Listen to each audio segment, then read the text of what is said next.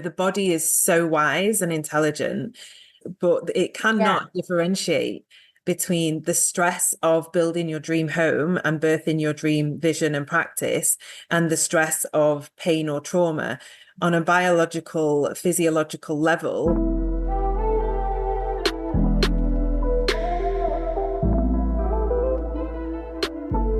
Welcome to the Embodied Woman podcast with me, Rebecca Wilson.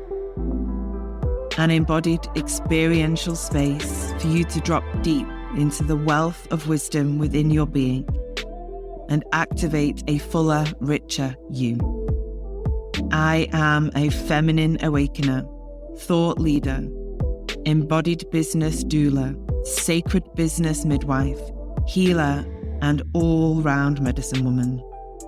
I am here to guide women deeper into their essence and power, to activate their life force, awaken pleasure, and support them to live an embodied life. I will help you birth your visions, dreams, creations, desires, and sacred business into the world from an easeful, embodied, and rooted place within.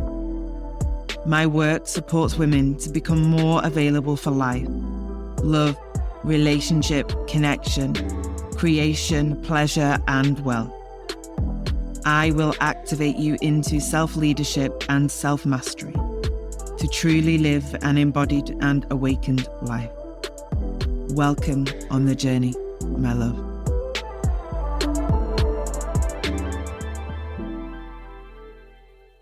Hello, beautiful women, and welcome back to the Embodied Woman podcast. Today, I have a dear sister and a great friend of mine joining us. Ali, welcome. Thank you. So excited. So Ali is a conscious space curator and the co-founder of Wonder of Wellness. She is in a profound birthing portal at this moment in her life, birthing into creation, the Wonder of Wellness, which is an online and in-person space for people to reclaim their health and wellness. Ali and her husband Seb offer biological dentistry and supportive practices for their clients through their whole holistic health journey. Welcome.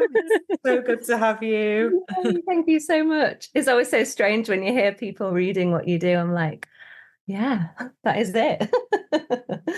Yeah, it's been a big journey to get here too, right? Yeah, big journey, big year. It's amazing. Yeah, so Yeah. excited.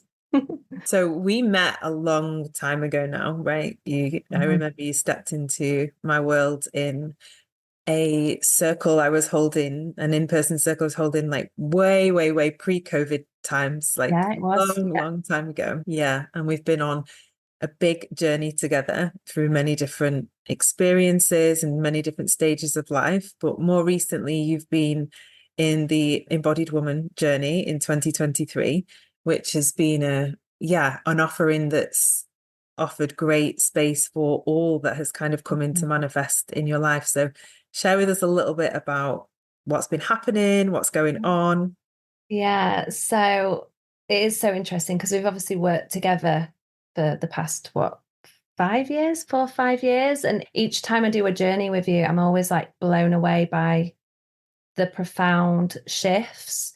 So at the beginning of this year, when you kind of offered the Embodied Woman, I was like, I don't feel like I need to do it, but there was just this deep knowing that this would be totally different. And I was like, how? Kind of feel in a really good place.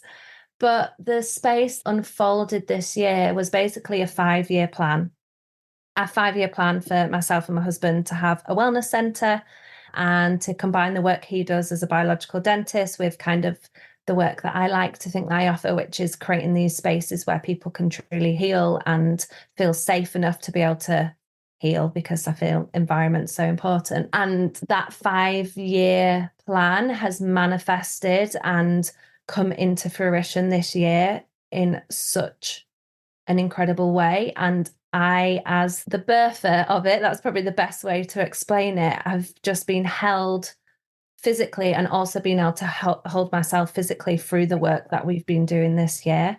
And the embodiment through all the mineralization piece. And I'm like one of those people, I should have a sign really. I'm like, it's the minerals, because I honestly do not think, hand on heart, I could have pulled off what I've pulled off this year if it wasn't for the work we did together in the minerals. Like, I honestly don't. I would have gone into my old patterns easily of collapse and exhaustion and in bed and shut down and all those types of things. Whereas I know I'm close to my capacity, but I am doing a self-build. So I'm currently living in a caravan. We are recording this from I'm in my caravan, and a house outside is a building site still, and I'm project managing a full build and running the online business, and then converting and upgrading the clinic, and obviously running the clinic as well. So yeah, I just think this year has just been totally unexpected, but just so beautiful at the same time. Yeah. Yeah, it's very true that life is incredibly full for you at this time in the most magical ways possible. And I think often when we think about life being full, it can take us into those chemical reactions or those feelings inside of our body that may possibly mirror times where life was full and it maybe wasn't so full of the magic. Maybe those points in time where we felt overwhelmed, or we were experiencing pain or trauma or disconnect, or maybe there was something going on with our health or somebody's health in our family system. And those moments that bring like stress and anxiety and worry and dysregulation, which ultimately deplete us and leave us undernourished and lacking resource. But the body is so wise and intelligent, but it cannot differentiate between the stress of building your dream home and birthing your dream vision and practice and the stress of pain or trauma. On a biological, physiological level, the chemical reaction that happens is I'm stressed out. This feels like, and then we fill in the blank of what it feels like from our historical patternings. And it's either it feels like I need to fight, I need to freeze, I need to fawn and collapse, I need to run away. And whatever those habitual patternings are in our body and our nervous system, they're born from particular patterns of minerals that exist in what would exist in our chart or inside of our body. And through those deficits or depletions that we have, we go into these habitual state. The journey that we went on, and I know you continue to guide yourself upon, has really been about bringing you deeply into your body, not only from that place of embodied practice and somatic awareness, which are so powerful in their own right, but they can also, what I've noticed is often leave us feeling sometimes out of the body whilst connected to the body. There's like an airiness or an ungroundedness that can happen within them. But coming into the physicality of the body and like really nourishing and resourcing and remineralizing, feeding yourself enough, making sure that you've got the right amount of energy coming in so that the energy you have enough energy to expel or spend. It brings us more into that physical aspect of ourselves. And along with, you know, the meditation aspect, the embodied healing, the energy healing, and all of the emotional stuff, bringing that in as well helps you to deeply create like long lasting change in our historical and habitual patterning. And you know, as I know from witnessing you over this past year of 2023, how some of those old ancient patterns that you'd been in for many years have seemed to like dissolve and slide away. But maybe you could share for everyone listening a little bit about where you was. What were those patterns that you were existing in? Yeah, of course. I'm like nodding along as you're saying all that because it's just so true. And it's like, even if I try and access those places where I would have previously gone, it's not there.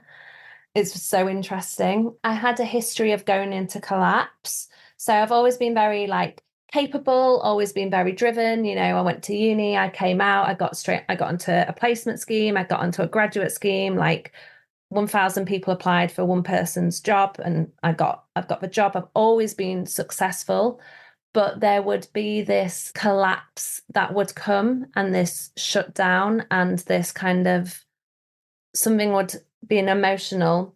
I've always been very emotional.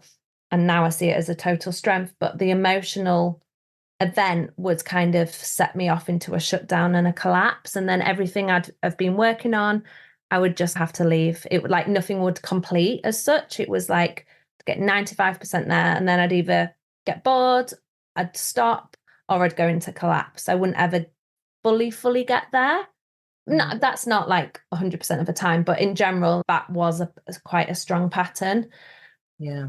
Which kind of meant everything I wanted to do, I always made stuff happen, but my body wouldn't always be in a good state afterwards, if that makes sense. What would that manifest like in your, like, as like signs and Like symptoms? chronic fatigue, exhaustion, pushing people away, potentially not feeling safe. So I'd like push people away.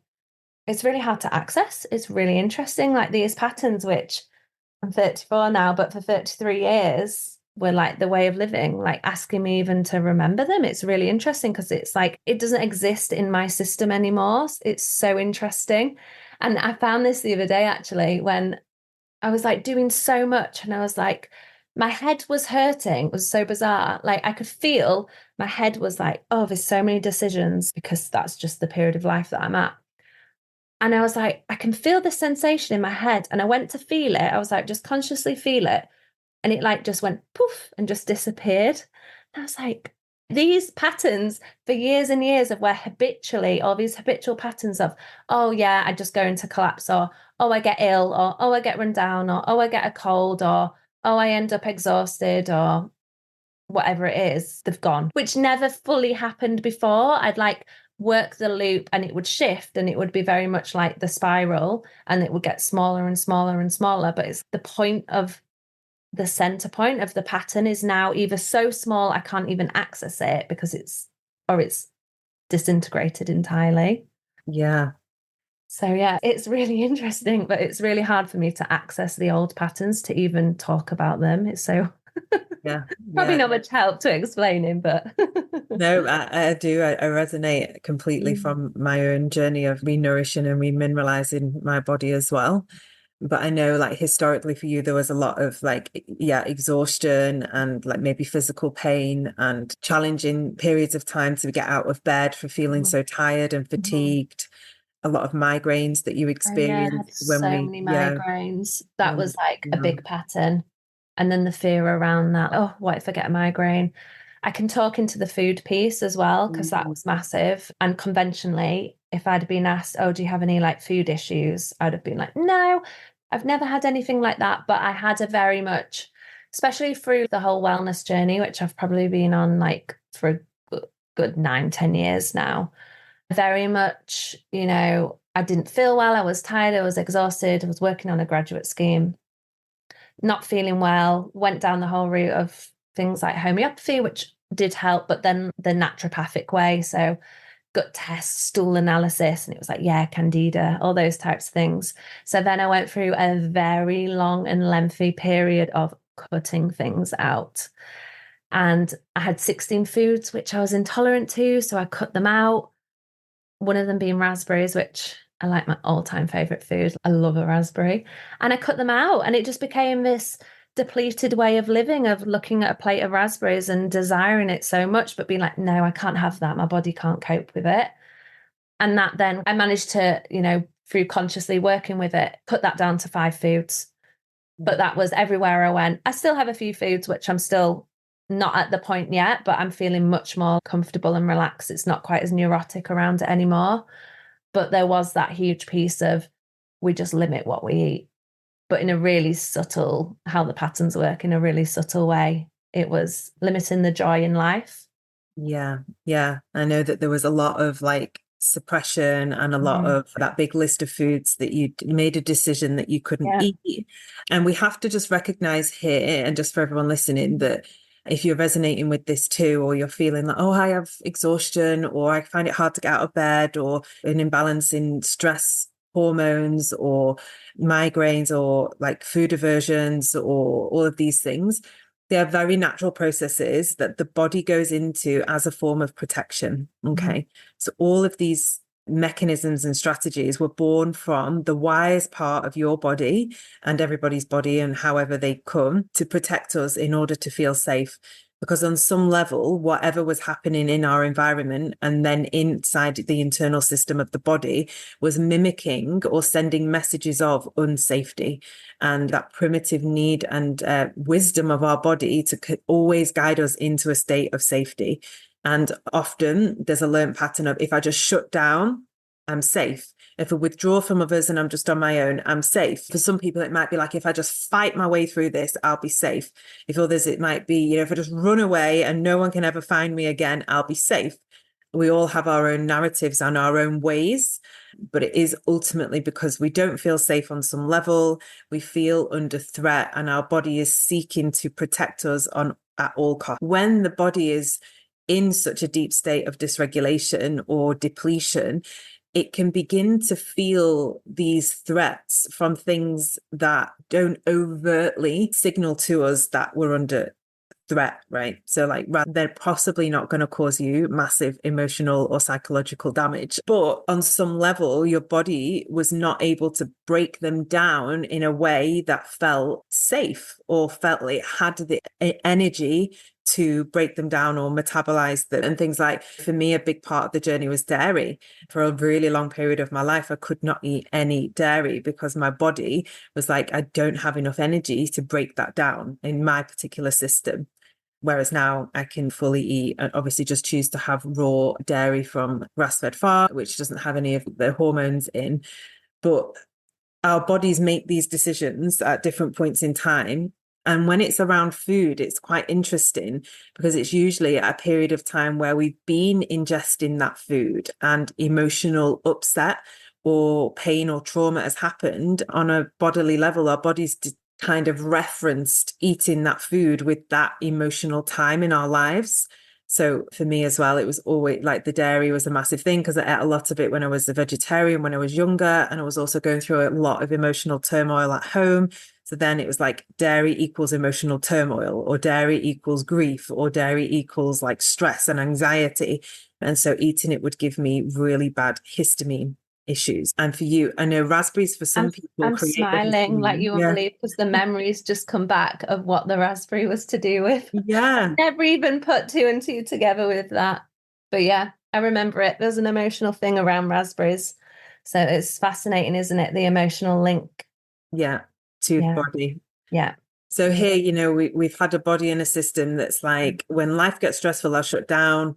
I will create this wall of fatigue. So if you're in bed and you can't get out of bed because you're so fatigued, you can't really interact with life. And therefore you're safe because you're not in the danger of the impact of whatever is happening out there in life, in relationships, in the world.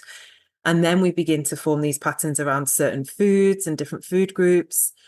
And just a caveat here, of course, if your body has an aversion to fast foods like McDonald's, it's probably something to follow because it's not really food anyway.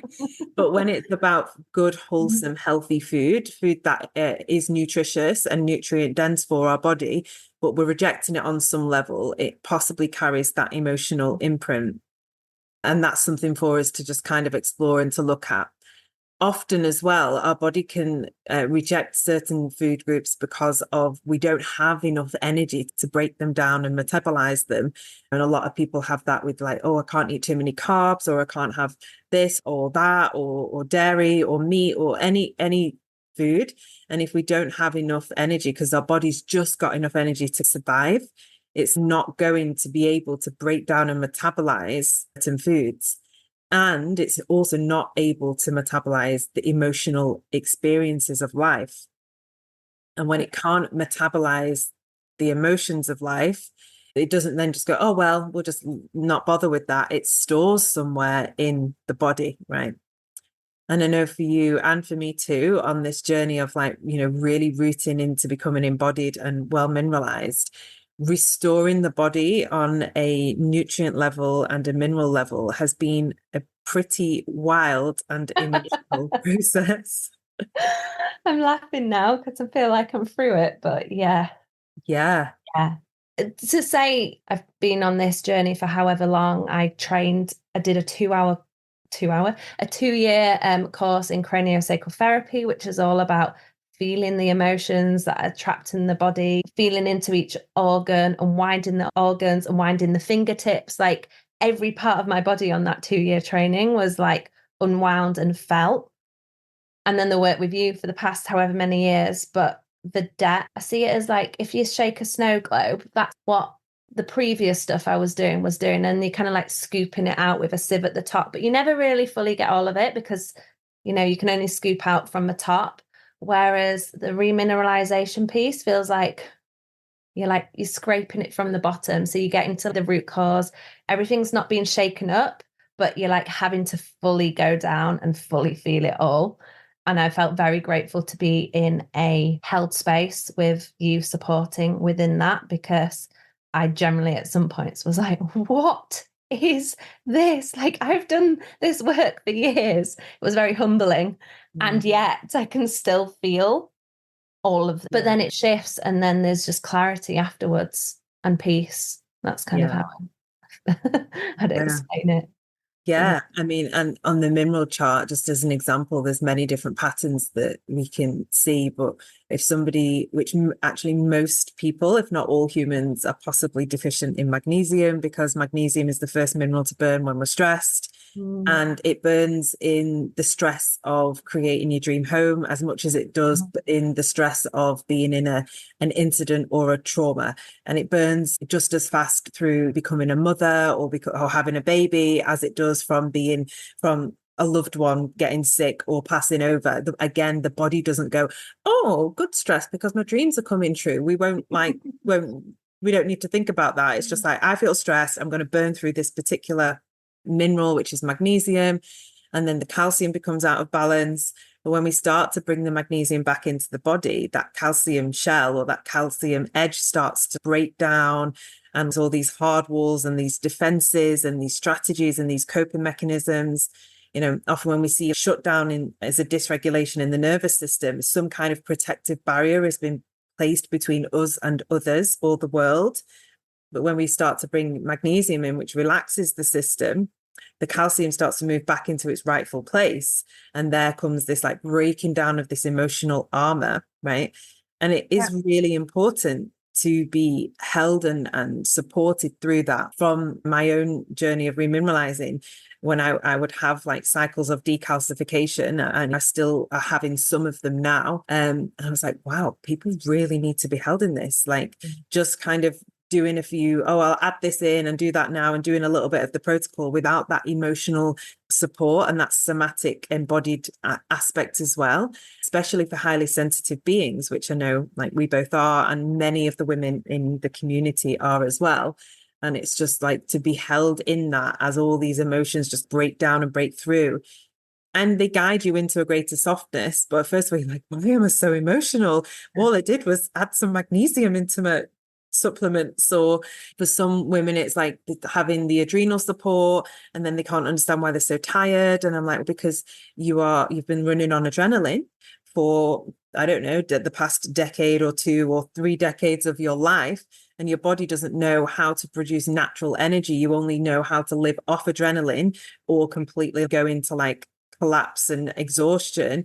And so when you start to support the adrenals, it's like, oh, we can actually rest now, but truly rest, not just burn out from the adrenaline surge. And they think that they're just, why am I so tired? I should have more energy. You know, you have a natural amount of energy now, not this kind of like adrenaline overhaul, which creates massive issues, a physiological level, a hormonal level, a level of fertility, energy on a cellular level, brain function, and how we can even think throughout the day. And so all these pieces, when we bring them in, they do truly nourish us from, like you said, the ground up. Yeah. And the whole journey is about restoring and replenishing. And I know for yourself and too, had a bit of a history of going into different protocols that were all about like extraction.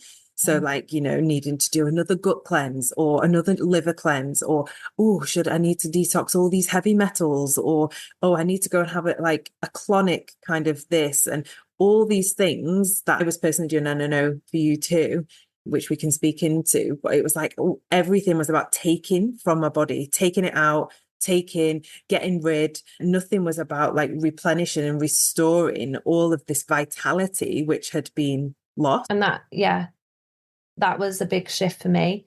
Emotionally, I think I've spoke about it before, but like grief was just an emotion that I had a very strong connection to, and I could tap into it, and I could create poems, and I could create whatever it was from this grief. And the idea that healing wasn't just about dealing with the painful stuff and all of that sort of stuff, but actually it could be about positives and more of the positives. So that was the beginning of the year. And then as you were introducing this and then talking about putting things back in, and there was a bit of a resistance. I was like, no. And then I tried it, and literally, and then there was a whole process around that, around, what do you mean I have to eat breakfast? I've done fasting for however long. What do you mean I have to eat within half an hour of waking up? I trained my body to not wake up hungry and to be able to go until 11 or 12 before I'd have my first thing of the day, because that was me learning to balance my blood sugars, in inverted commas.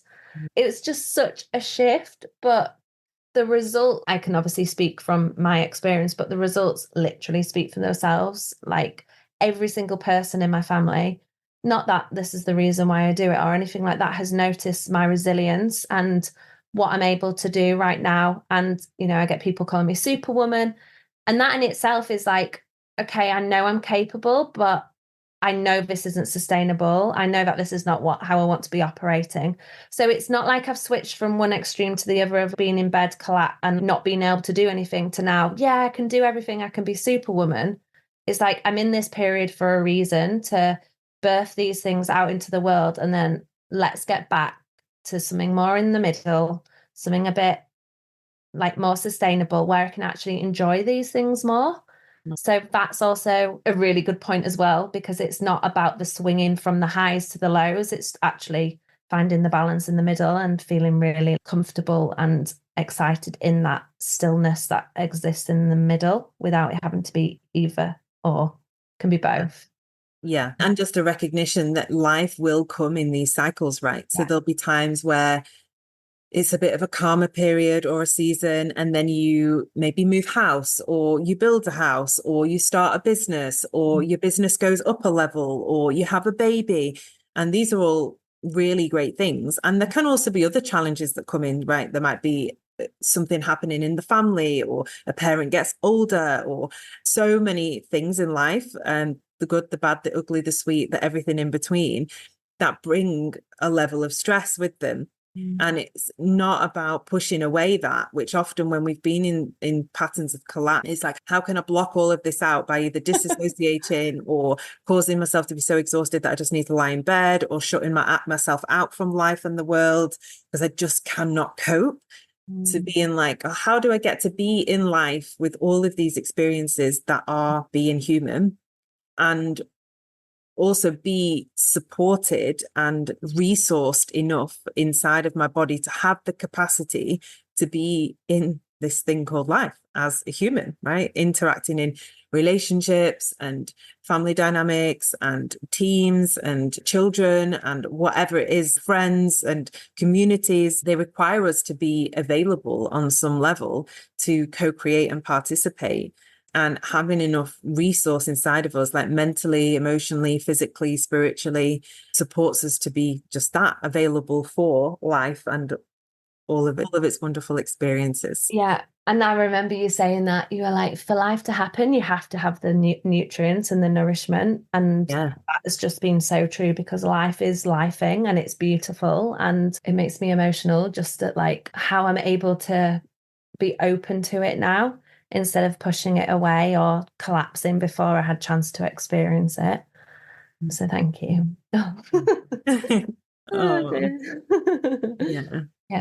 you. Yeah, it's been such a beautiful, profound honor to just witness the life coming back into your body and seeing you interact in all of these wonderful things that are happening for you, and truly being able to receive them from this like grounded and rooted place. And yeah, I know that the shifts have been felt really deeply by everyone that's in your life and surrounds you, and that's great too, isn't it? We get to bring more fullness of ourselves for ourselves, but also for those that we are doing life with too. And that's that real kind of community, being part of something energy, which is just so vital again for our wellness.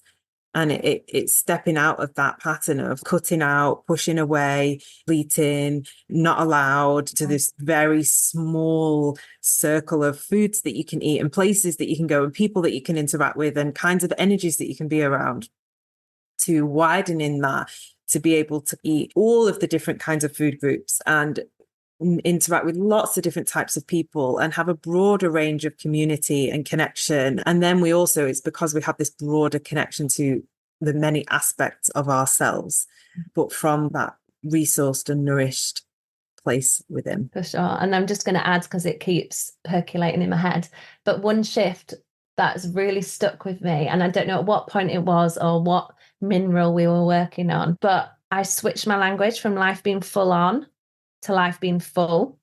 And I think that kind of summarizes everything regarding the minerals, because before I perceived life as like separate, if that makes sense, like separate. And it was something that was like, it was full on, like it was on me. Whereas now I feel really like part of life and in life. So life feels full rather than full on. And it's just that little shift. But I always say it now, like I'm really mindful of how I say it. I always just say, oh, life's full, because I feel truly in it. And it's just such a joy to experience and be part of. Yeah. And that is the journey of becoming like mineralized and embodied, right? Yeah. The best. Yeah. Oh, thank you so much for sharing your journey with us. It's just a very small snippet.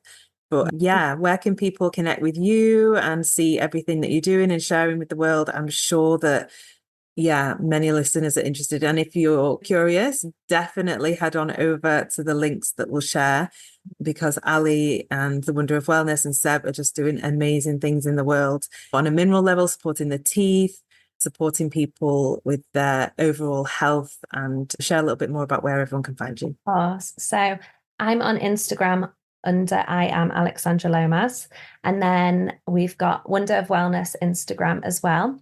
And then we now, as of 2 weeks ago, have our very first wellness centre and biological dental centre.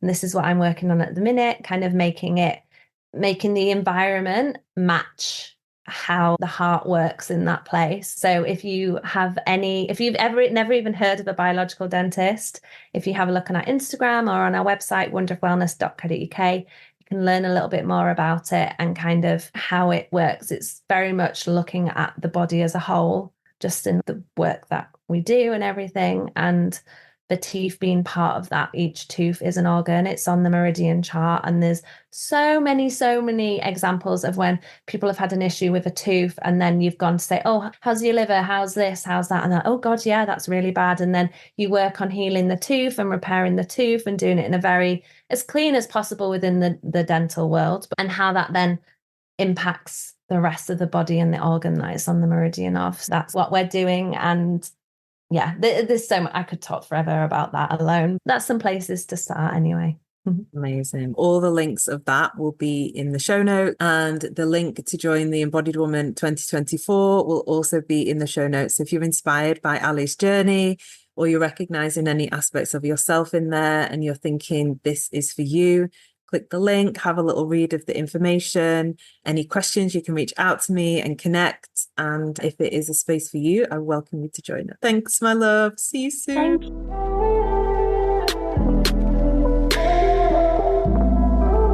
Thank you for joining me on this journey today. If you loved this musing and sharing, I would love for you to share this episode far and wide. You can arrive into all of my offerings at rebecca-wilson.com.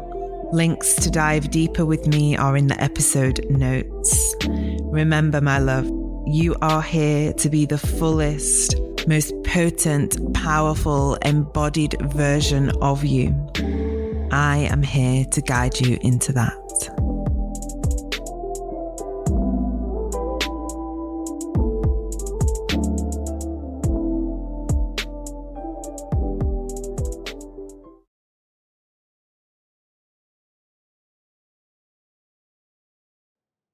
Hey love, I'm dropping in here to welcome you to join us in our online community membership, The Village. I created this space for women to gather, to return to themselves, to deepen the connection and the relationship with self, whilst held in a community of like-minded women walking the journey and the path of their own awakening.